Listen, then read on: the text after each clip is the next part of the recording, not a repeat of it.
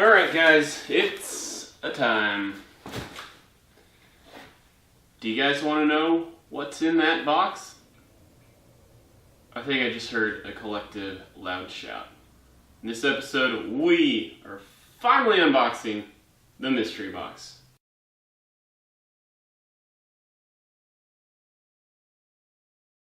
Alright guys, welcome back. Hey, I apologize. I hope you enjoyed the Tuesday short.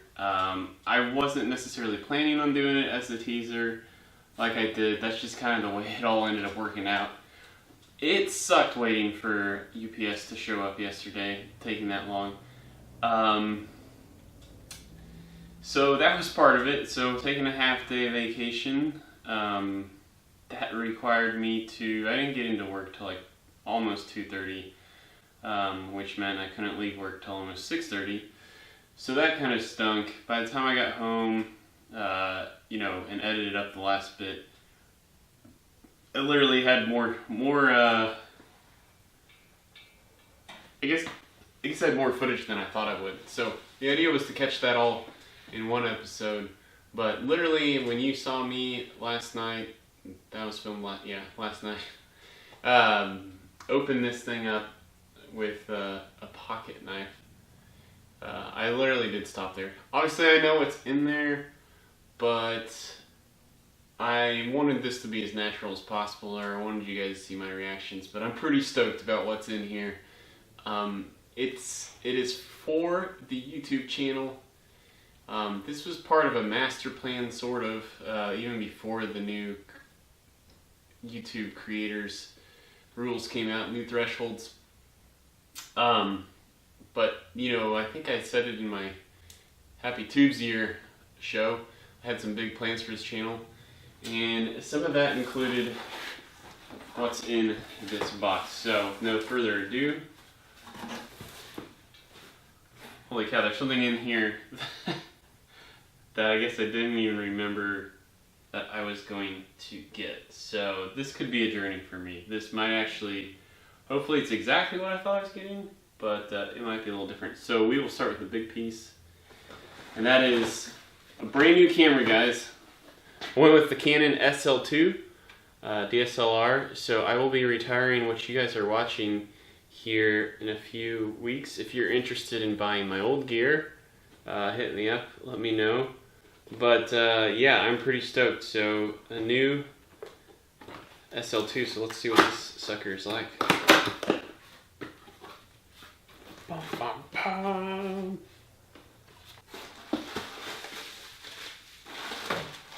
Alright, so we've got the batteries, battery charger, but let's pull out the body.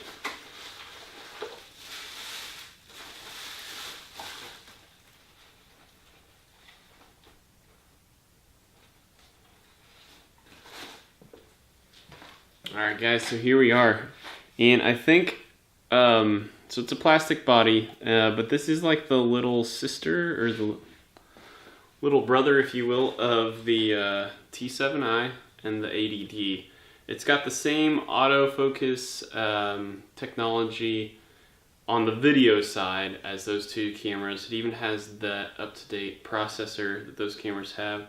And of course, the much needed selfie screen. But I think Canon's approach with this camera was, see, when I knew I wanted to make sure that the camera you're watching now lasted at least 2 years before I upgraded, and I finally hit that 2-year mark. I just made my second YouTube paycheck probably today. I haven't got the notification email from them yet that's been deposited, but through the analytics it shows that I should be meeting that threshold. But when I was really geeking out about getting a new camera, I was really, really intrigued about mirrorless cameras, and that's what I really wanted. But as time and time went on, I did more research, and of course I couldn't afford to buy one back then either anyway. This came out this fall, and I think Canon's approach really, this is a DSLR, but I think what they were trying to do was to have a DSLR that competed with the mirrorless market. You can see this thing's relatively small. It just fits in my palm like so. So that's what one of the appeals was, is just smaller for me. It's easier to move around a garage or something. So I'm really digging the size. And the other thing that this obviously has that that mirrorless cameras don't is a bigger processor. It's got the APS-C processor, which is the so there's full frame is the biggest, the best, and then APS-C is the next size down. A lot of the mirrorless cameras are micro four thirds, which is the next size down from that. So for low light, which obviously my garage doesn't have great light, the bigger sensor is key. Let's get back to the box. Alright, so self-admittedly, I've got a 48-inch tripod that I did not remember being part of the package, but it is. Maybe it's coming back to me now, I guess. It does come with a smartphone clamp. I already have one of those, but this is a product that I will probably try selling in some sort. The package I bought, it literally just made no sense. So the cost of the body and what I believe this to be is...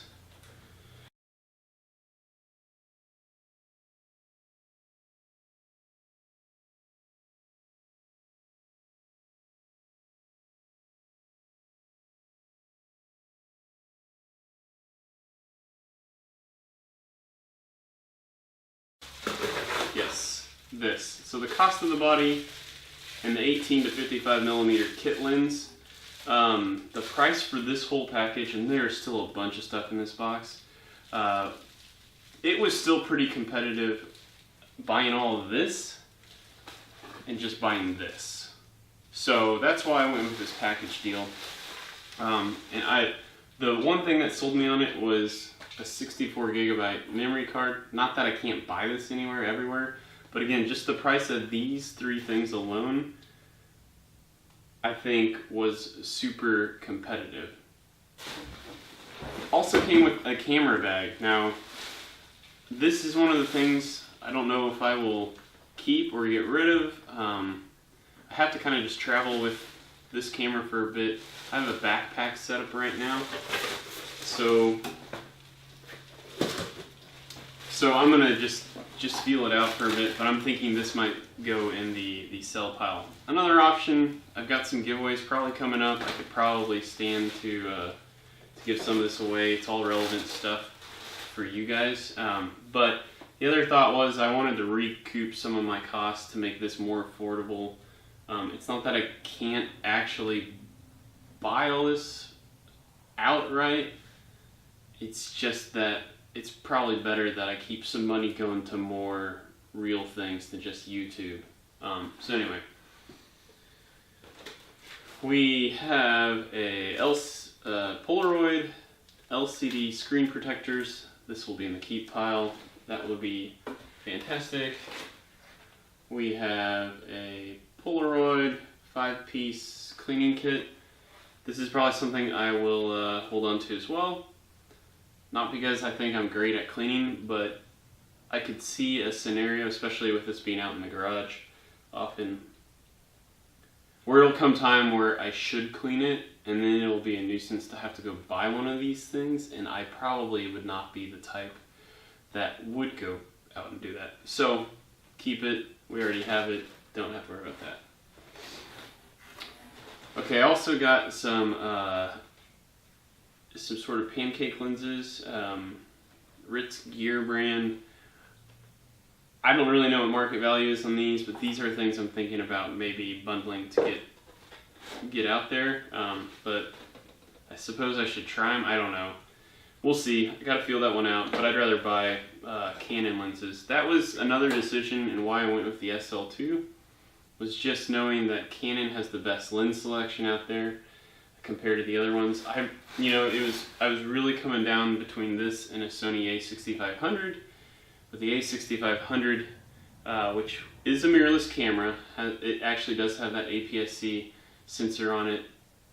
But I could literally buy this package like twice for the price of one Sony a6500 body. So I also think that because of what Sony's doing, what Panasonic's doing in the mirrorless market, I think eventually Canon, I think right now they were trying to, like, their pride got in the way and they thought that they didn't need to dabble in that market, but that's getting to be a really, really hot market right now, especially with the electronic viewfinder.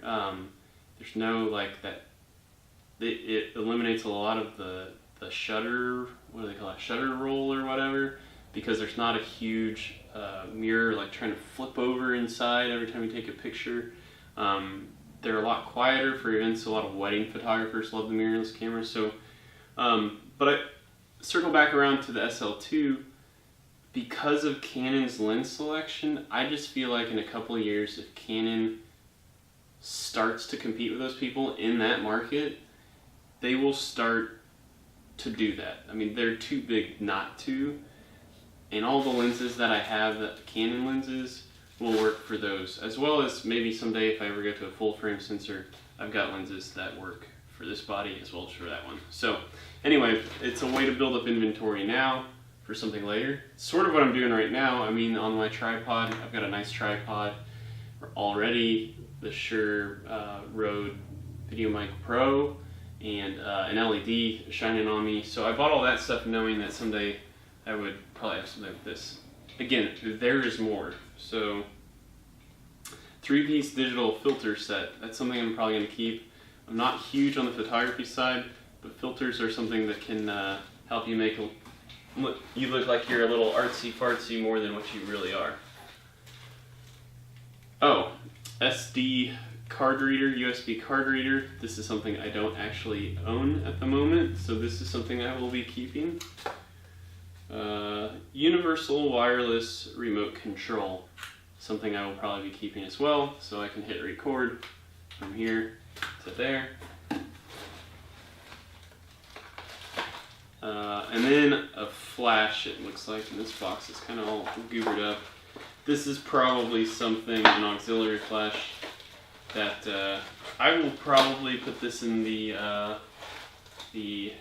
sell or giveaway pile as well. Although this cold shoe setup is pretty handy. That's tempting, but I kind of have one already. I may be holding on to this bit, who knows.